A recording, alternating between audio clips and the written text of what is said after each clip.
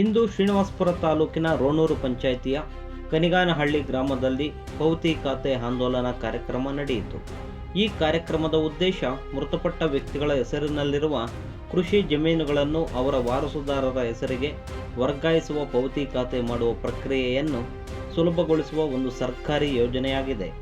ಈ ಆಂದೋಲನ ಉದ್ದೇಶವೆಂದರೆ ರೈತರು ಮತ್ತು ಸಾರ್ವಜನಿಕರು ಆಸ್ತಿಗಳ ಪೌತಿ ಖಾತೆಗಾಗಿ ಕಚೇರಿಗಳಿಗೆ ಅಲೆದಾಡುವುದನ್ನು ತಪ್ಪಿಸಿ ಮನೆ ಬಾಗಿಲಿಗೆ ಖಾತೆಯನ್ನು ತಲುಪಿಸುವುದು.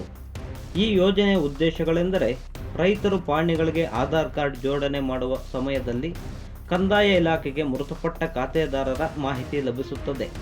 ಕಂದಾಯ ಅಧಿಕಾರಿಗಳು ಈ ಮಾಹಿತಿ ಆಧಾರದ ಮೇಲೆ ಕುಟುಂಬಗಳ ಮನೆ ಬಾಗಿಲಿಗೆ ತೆರಳಿ ಮೊಬೈಲ್ ಆ್ಯಪ್ ಮೂಲಕ ಪೌತಿ ಖಾತೆ ಮಾಡುವ ಪ್ರಕ್ರಿಯೆ ನಡೆಸುತ್ತಾರೆ.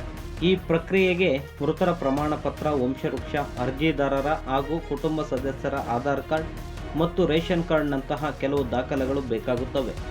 ಈ ಪೌತಿ ಖಾತೆ ಆಂದೋಲನವು ಕಂದಾಯ ಇಲಾಖೆಯ ಪ್ರಮುಖ ಯೋಜನೆಗಳಲ್ಲಿ ಒಂದಾಗಿದ್ದು, ರೈತರಿಗೆ ಅನುಕೂಲವಾಗುವ ಜೊತೆಗೆ ಎಲ್ಲ ಭೂ ದಾಖಲೆಗಳು ಗಣಕೀಕೃತವಾಗಿ ನವೀಕರಣಗೊಳ್ಳಲು ಸಹಾಯ ಮಾಡುತ್ತದೆ.